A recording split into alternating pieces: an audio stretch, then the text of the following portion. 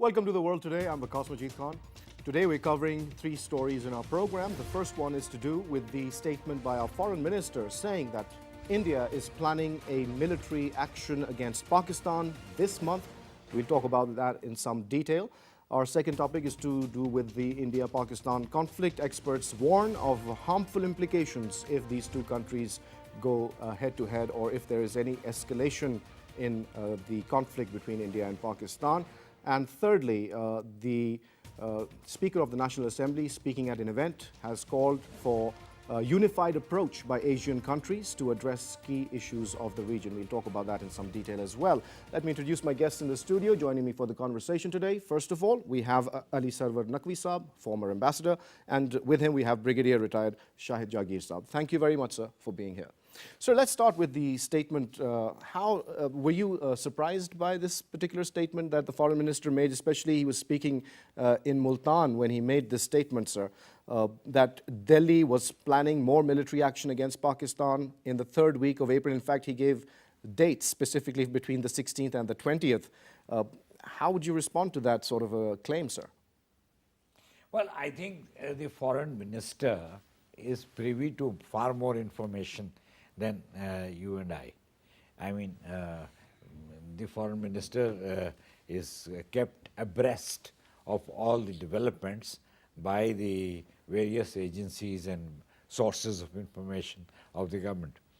So, he certainly must have good reason to alert the nation, and it's also alert the international community about the danger that exists in terms of the belligerent attitude of the Indians and their recent action in February when they just violated our territorial space and sent aircraft to bomb, which they did not because the aircraft dislodged the payload and fled from the scene. Well, they suffered the consequences of that approach, sir. And they suffered the consequences of that sort of very belligerent and very sort of blatant incursion into Pakistani territory. So, I think it is something that in that context the foreign minister has found it necessary to alert both the country, our people, as well as the international community about the evil designs of the Indian authorities, especially in the light of the elections that are now looming before them. Absolutely, sir. So, I think, you know, the information or the point made by the foreign minister was so precise, as you yourself just said, that there must be some reason for saying that. Absolutely, sir. I mean, it's not in the air that he's saying that there is danger from India and we should be alert. That is one thing. That is a constant that we've had to live with for the past 70 years. Exactly. So there's nothing new in there. There's nothing new. But I would like to, sir, further clarify the foreign minister saying, and I quote, "I am speaking responsibly. I hold a position of responsibility and I know that the words that I utter will be picked up by the international media. A new mishap could be staged in Indian-occupied Kashmir, just like the Pulwama attack, and the purpose will be to justify India's offensive against Pakistan to increase diplomatic pressure against Islamabad." And you can imagine the impact of that occurrence on the peace and stability of the region, sir. Would you like to comment? My worthy colleague has said, you know, the foreign minister must have had a lot of, concrete information about the thing. But anyone having a little who is following the events and have a little, IQ can understand that time which the election is going to start probably on 11th of April and going to terminate on in mid-May somewhere. So the time, the date which the foreign minister has said, they are very crucial. Now, the Indian government in particular, in general, and Modi in particular, after this incident of Pulwama and the events happening after that, have, on one side have demoralized their country, and on the other have gone for a very, very big political stake. Uh, Besides the political problems that the Indian government has to confront in its election campaign, one side it is proven by the world community and the defense analysts of leading writers that there was no F-16 shot down by Yes, the so Indians. we'll come to that a little later during the program, because I wanted to talk about specifically about this assertion of the foreign minister about staging some kind of a false flag operation in Kashmir. Of course, that's what it is. That at this particular time frame in which the Indians are going to go in the election, anything which is helping the present government, which can where they can collect the whole nation on one platform against anti-Pakistan narrative, that would be suiting them. And the only narrative at this stage which can which can help the Modi government is that some incident again happens, and then they show to the world that look, they are the terrorists. We have been telling you all before that, and we are now going to respond. The nation will back them, because they will say that. Well, that's one of the oldest tricks in the books that we've been witnessing this will throughout the take history them of this away planet. this will take them away from the political issues which are because of the bad Modi government and which can be contested in the election and propagated in the election. But don't you think, by sir, the Congress. that the people are wise to this old trick in the book of creating a false flag operation for some other political misadventure? We've seen this happening time and time again throughout human history, sir. No. So do you think that the people are more aware of these tactics that are employed? That's absolutely true. But the Indian subcontinent politics is very different. There are very few who are the educated people. And educated people in India are also questioning all these things which we have discussed. But unfortunately, the lower level people, they only give the vote on the religion, brotherly system and caste system and all, and especially in India where the caste system is very, very strong and all. So this is the right time that if Indian Modi government will think that they are losing, because it's going to be a very neck to neck competition. Right, sir. They might use this card, and it is the right action of the present government that they have not only told to the media, they have not only told to the leading country, but they have told to the P5s. Absolutely, sir. And that was my next question. Naqvi Sahab, the foreign minister has said that Pakistan has already briefed the United Nations Security Council's P5, and they've stated Pakistan's apprehensions, and we want the international community to take notice of this irresponsible behavior and reprimand India for taking such an action or taking such a route. The international community, given the sensitivity of this flashpoint, should not remain silent, he said, that the global community should and would have to play a role in this regard. What is your opinion on that matter, sir? The global community's role, if we see what happened after the Pulwama attack, after the Indian incursion, what was that reaction? How would you rate it, sir? Do you think that the global community was serious enough in trying to address this issue? And then also the fact that Kashmir is still not being spoken about as much as it should be. Yeah. Well, you see, there are 2 points. First, the fact that the global community did not respond very positively for us in the Pulwama attack and its aftermath is true, is correct. But that means that we should continue to make our point with the international community. We should not just leave it at that, number one. Number two, Pakistan as the weaker and the smaller party comparatively, we are a big country, but we're the underdogs. Relatively the weaker and the smaller party. We would be much better served if the world community wakes up and sees the facts. We are not saying that you back us or you support us, whatever be the case. We say we support the truth. We support the truth. Absolutely. We support the reality, and they must stand by the reality because they are committed, A, to uphold the territorial integrity of all members. We are a member state.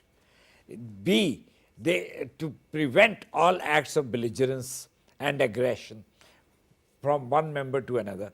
This is enshrined in the Charter of the United Nations. And C, they must look at the cause of what is happening, why it has happened. And there, as you said, we must bring in the Kashmir issue, because in Kashmir there is unprecedented atrocities on a massive scale, human rights violations, and all kinds of hardship being forced by security forces of more than 700,000 soldiers in a small population of 3 to 4 million in a small valley. This is unwarranted, totally unfair, and the world community must wake up to it. Indeed, sir. Let's also take a look at the Foreign Office, the Pakistani Foreign Office's reaction. The Foreign Office summoned the Indian Deputy High Commissioner and handed him a démarche to convey Islamabad's objections. India has been strongly warned by Pakistan.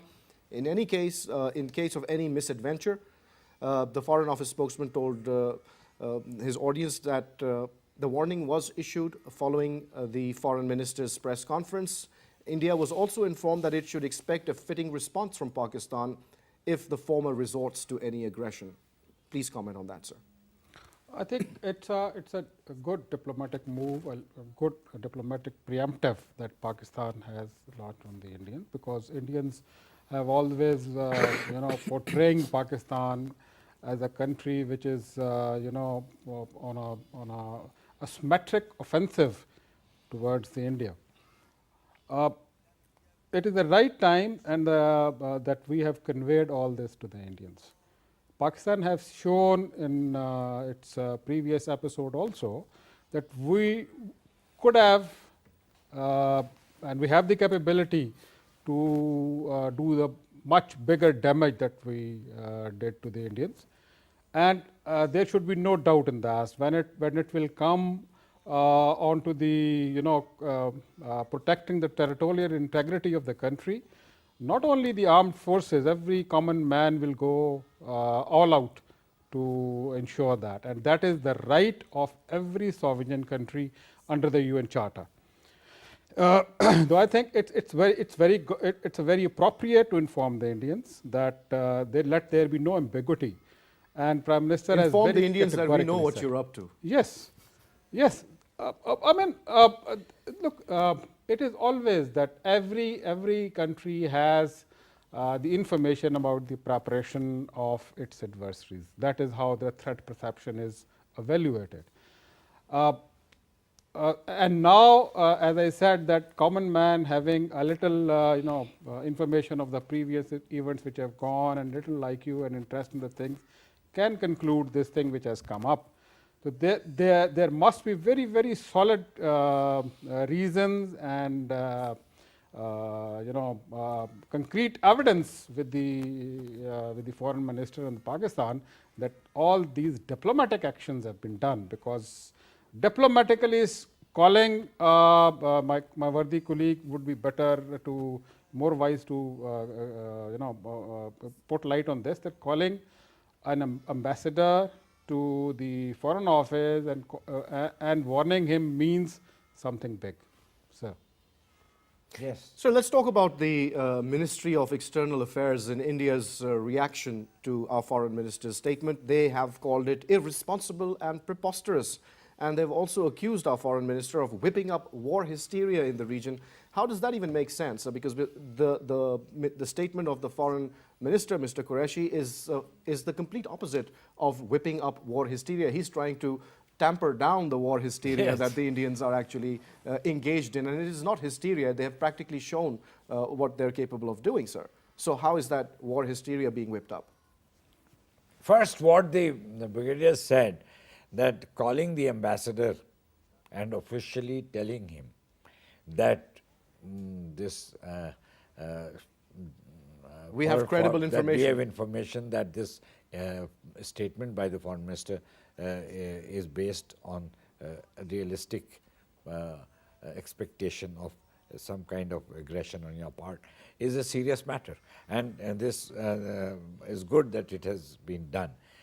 And then, you see, the External Affairs Ministry's statement, which you are talking about, I think the Indian External Affairs Ministry is just, you know, brandishing all kinds of allegations against us, and is not really doesn't know how to respond, because they have not denied.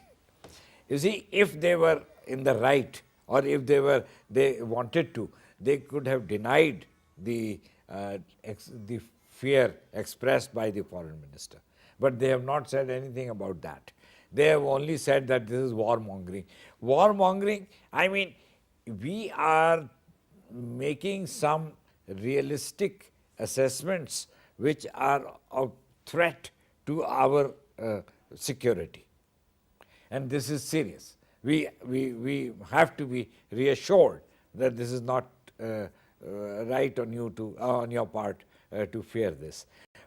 Instead of that, he's saying warmongering.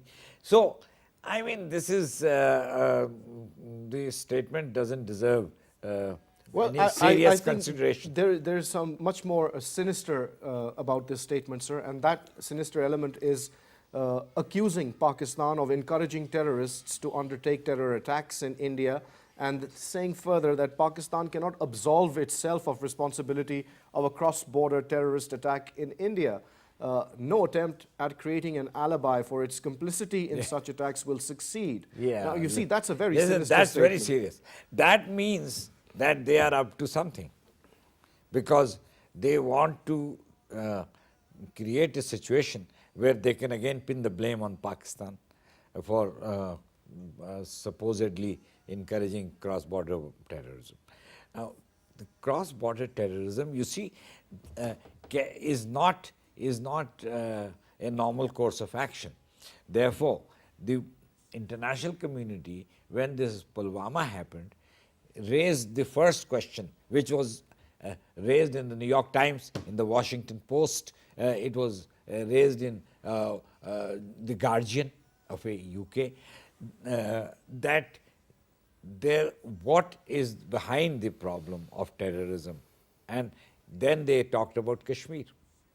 And the Indians themselves are saying that the insurgents were the main players, even if there was some support from Pakistan. And I say that we should not be apologetic about it, because a large percentage of Kashmiris live in Pakistan. And when a population is dispossessed, is disinherited from its ancestral land, then it always will take violent action. After all, they have nothing to lose. They have nothing to lose. They can carry on fighting. So, the attention has shifted to Kashmir, which the Indians don't want. The Indians have always avoided talking about the situation in Kashmir. But how much longer can they stop that, sir? Exactly. I would also like to bring our attention to the statement by Prime Minister Imran Khan, sir, in which he rebuked the Indian leadership over its false claim of shooting down an F-16 fighter jet in a dogfight. Now is the time, sir, when you can talk about that. The truth always prevails, according to the tweet, and is always the best policy. BJP's attempt to win elections through whipping up war hysteria and false claims of downing a Pakistan F-16 has backfired, with the US defense officials also confirming that no F-16 was missing from Pakistan's fleet. Sir, would you like to comment? Yeah, look, as I was saying that, you know, there are two issues which are haunting the Indian public and in general, and Mr. Modi in particular. That one is that they claimed that they have hit a Jaish-e-Mohammed camp in Balakot, and second that they have shot down an F-16 aircraft, of Pakistani F-16 aircraft. As far as the targeting the Jaish-e-Mohammed camp, Australians have Australian media has released certain satellite imageries in which they have very categorically said that the bombs fitted with spike guidance system cannot miss the target. They were either not correctly programmed or they were not correctly targeted. So that claim of the Indians and the claim of ours, now Indian claimed that they have targeted with the guided weapons. We said that no, they just throw off their loads just to rush back. So that our claim that they ejected their loads to rush back is proved confirmed through the international media. The second point that we right from the day one said that you give us the proof that you have shot down a F-16 aircraft. The Americans and all the think tanks of the world, they have said that Indians have not been able to shoot an F-16. Indians even brought it a claim that Pakistan has borrowed one of the F-16 from Jordan to make up the loss. Now it is it is not possible that Jordan will take such a big risk at the cost of about $1.5 billion aid per year. Well, if they are ready to take, we should be more than happy that in the future we might be able to do that. But aren't there certain laws that need to be followed when such equipment, F-16s, when they're traded between countries? Aren't there certain rules that are applicable that, you can't just send your F-16 across as if it's your personal car? No, there are rules in this regard, but at the same time, when the territory of the territorial integrity of a country is threatened, then the country has all the right to use whatever power it has at its disposal to repel that. And moreover, why should we use the F-16 when we have JF-17 capable of doing that? You never hit a mosquito with a cannon when you can kill it with fly killers. Why should we go? Our JF-17 is not a fly killer. Well, sir, there are many now another interesting experts. thing which I want to tell Sir, you please. that Russians are very annoyed that their Su-30 has been shot down by JF-17. So that is another pressure which is coming on to the Indians, because if you shift your focus from the war to the defense industry, shooting down of two French aircraft by JF-17, shooting down of Su-30 by JF-17. Now, which industry comes up and which does not, it's very clear. Right, sir. Well, many international scholars have also commented on the situation between India and Pakistan, and I will quote specifically Michael Kugelman. He has written that each of the two nuclear-armed states, India and Pakistan, have demonstrated their readiness to climb up the escalation ladder during this crisis, and that would have harmful implications for both countries and for the larger world as well. But specifically, he spoke about India's inability to prove its claim against Pakistan. There is compelling evidence that undercuts two prime Indian assertions. First one, that India hit terrorist targets in Balakot, and the second one, that they brought down a Pakistani jet. It is now clear and has been proved by many independent observers that that is not the case, that India is blatantly lying as far as that is concerned. What political implications do you think that would make for Mr. Modi's BJP and in the forthcoming elections, sir? Well, actually, Michael Kugelman, I know him personally. He is not a very profound analyst. He is a young fellow, and he's been only about 5 or 6 years in the job. Now, so he says that they are both climbing the escalation ladder. How can he say that when we have climbed down from the escalation ladder from the very beginning? We, first of all, we took defensive action. Secondly, we gave good treatment to the pilot that was captured, because he was captured in an act of aggression. therefore no rights were entitled. He did not. He was not entitled to any particular rights because he was caught in combat, and we released him. So we have acted in self-defense and in a humane manner. Both of these things are contrary to escalation. We are not escalating. So I don't agree with him. And secondly, he is right. This is self-evident truth that whatever Indians have been saying are lies. And these lies, I mean, the 300 terrorists killed in Balakot, the training camps in Balakot, destroyed in Balakot, where is the evidence?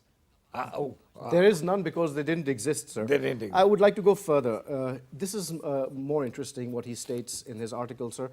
Some people say that the US knows that it lost an F-16 but can't admit it for commercial or pride reasons.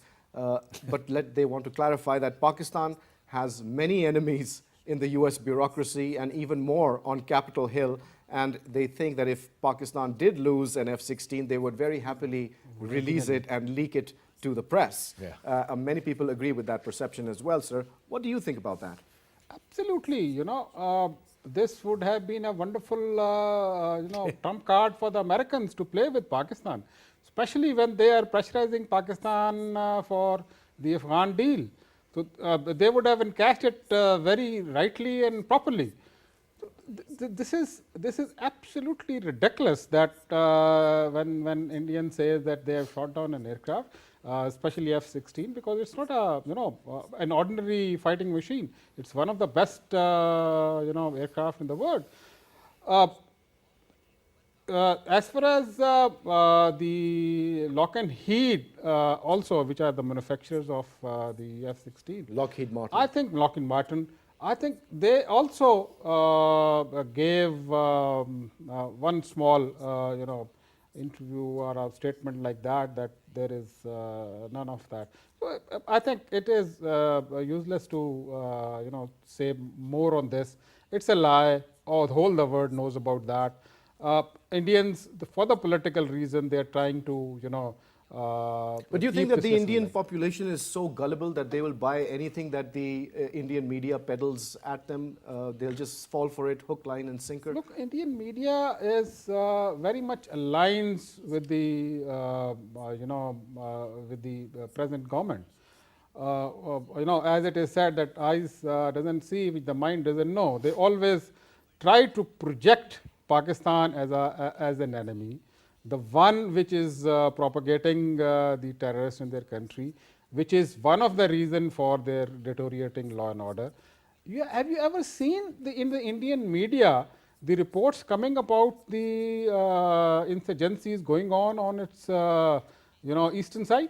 Never. Never. Well, sir, an Indian journalist has claimed that Prime Minister Narendra Modi has something up his sleeve that he will use right before voting. What do you think he could have been alluding towards, sir? Well, I think he will, you see, he has to show one thing, prove to his people one thing, that he is tough with Pakistan. If he can prove that, he has made his point. Because what the Indian public wants is to to see him acting in a very strong fashion with Pakistan. Why? Because Pakistan has been demonized. It has been made into a demon, and the Indians, believe it. The Indian public, as you were asking, I think they are gullible. They are quite peculiarly concerned about Pakistan, though, I mean, we are not a threat to India. India is a threat to Pakistan. As I said in the beginning, we are weaker and smaller than India, relatively speaking, though we are a big country also. But relatively speaking, we are bigger, smaller and weaker. They are bigger and stronger because they have a bigger army. I don't know how effective that army is, because they don't seem to be showing that much performance. But in terms of number of tanks, number of APCs, number of aircraft, number of submarines and ships, they are more. They have more. So the point is that the Indians should have no worry about Pakistan, but the public is gullible, and therefore they expect their Prime Minister to be tough, and if he is tough, then they give him more votes. It's simple. Well, sir, scholars in the US and across the Western world are of the view that there are chances of another flare-up between India and Pakistan, very high chances, in fact. They further say that a lot depends on what happens in the Indian elections. If the ruling party is re-elected, things will just get worse. And the next flare-up could be worse, as each side has demonstrated that they're happy to climb up the escalation ladder, and that would basically mean a nuclear scenario, and the whole world needs to be worried about that. What do you think about that statement, sir? Look, you have recently, quoted an Indian minister saying that Modi has always something in the cuff. Now, that is the thing which is worrying. That is the thing which is worrying. And at this particular time, it will be, very politically gainable event for present government of India, that if they can, do some aggression against Pakistan and show to their people that, right, we have taken up the revenge for that. That is what they think of. But on the other hand, Indian present government is also losing on the political front also, they have not been able to control the women rapes, which they have talked about.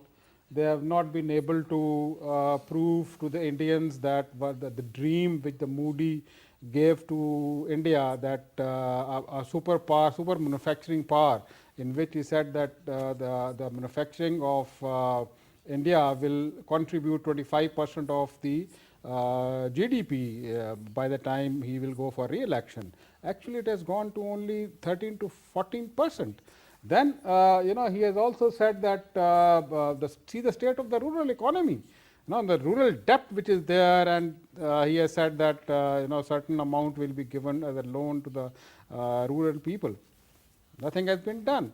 Same goes for the toilets. Same goes for the cleanup of the Gangas and all. So all these things, and then the Rafale incident in which the kickbacks, which is haunting him.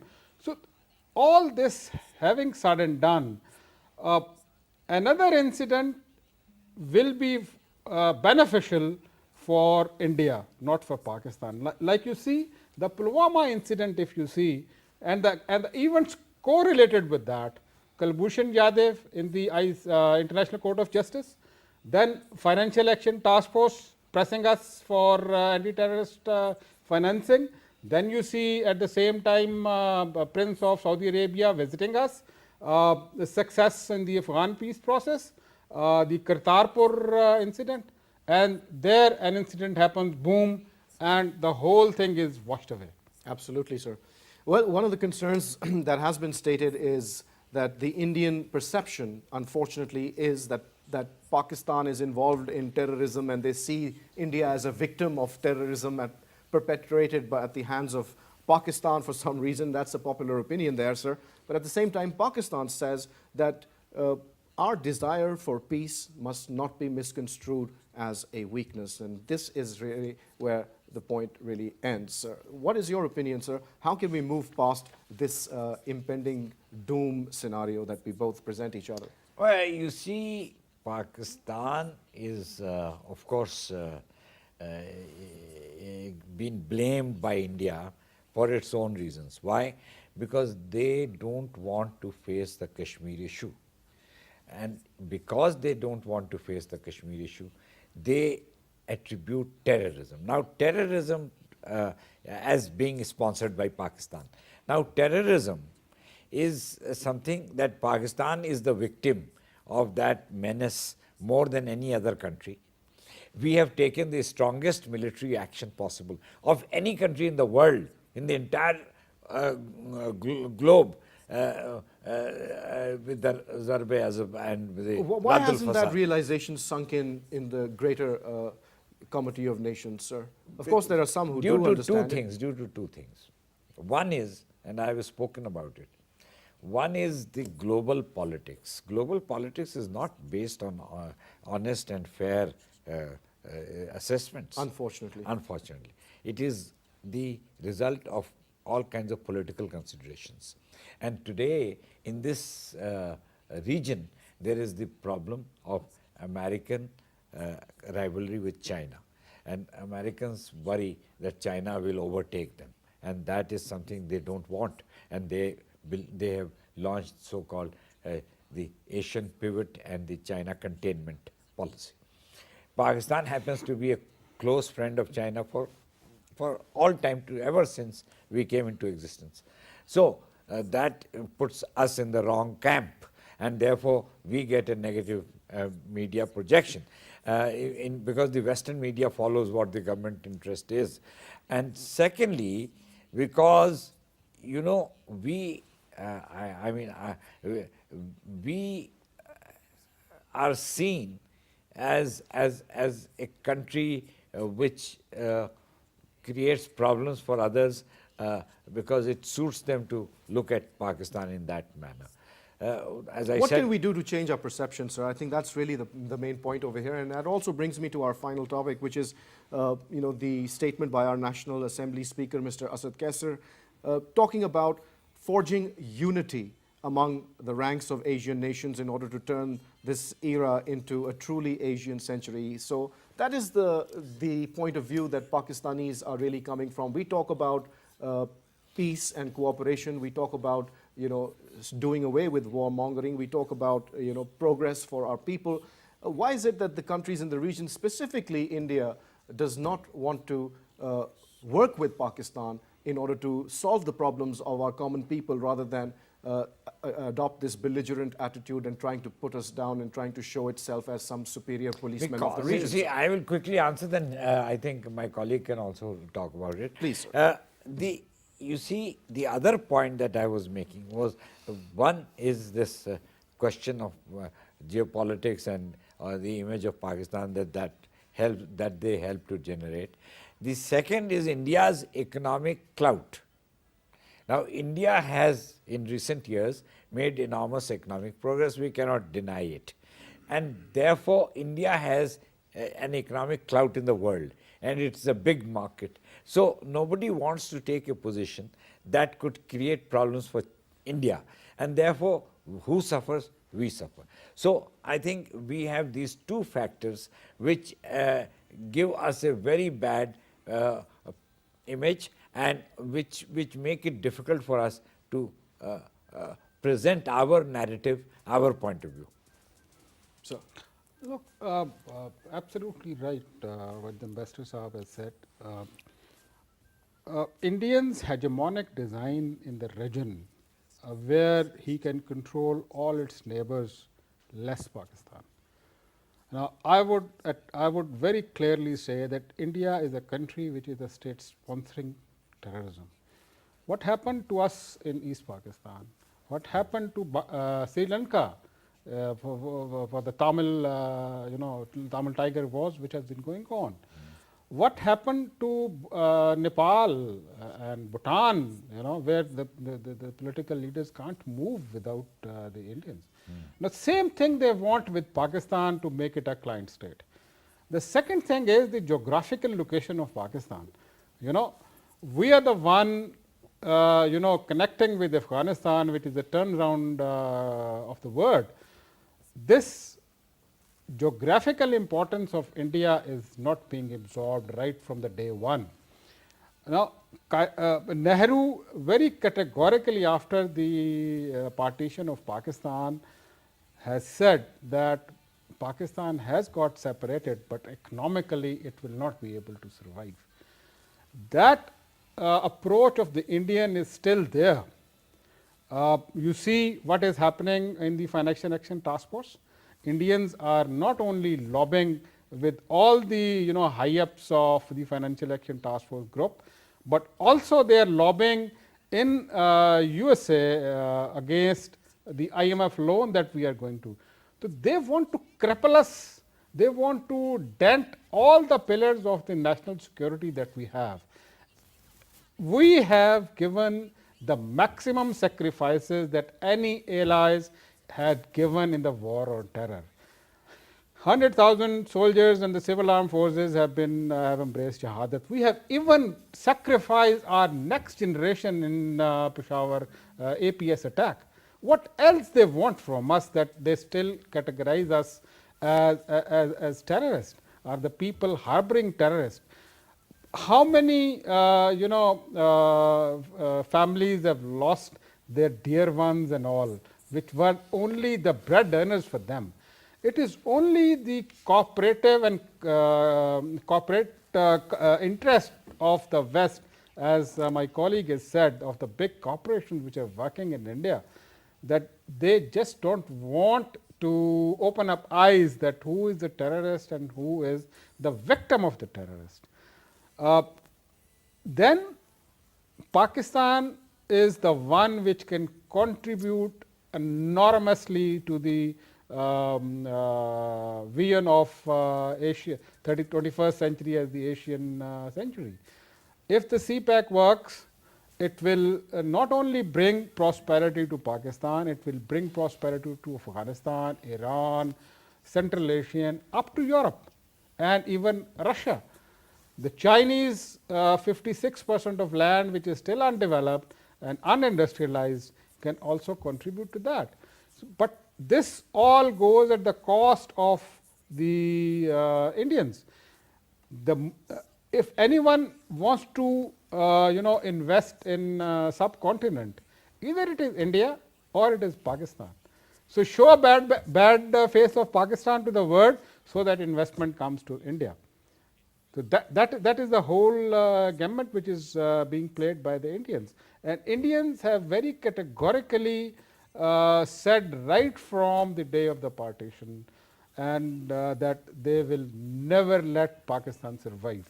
And I will end my comment by just one saying of the Quaid-e-Azam, that all those who are living in India, Muslims living in India, they and their next generation will keep proving their loyalty to the Hindus. Well, sir, thank you very much for taking out the time and sharing your views with PTV World. Before we end the program, I would also like to talk about a local issue which is far more important, and that is we are all breathing poison, unfortunately.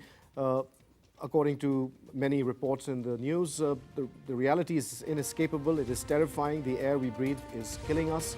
Pakistan is the second on the list of top 10 countries with the highest mortality due to air pollution. India and China are in first place, unfortunate for them. Well, in Pakistan, 128,000 deaths were attributed to the cause of air pollution.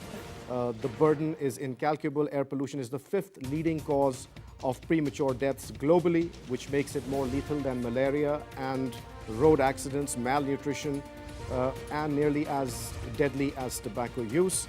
Unfortunately, minors in South Asia can expect to have their lives cut short by 30 months due to the toxic air.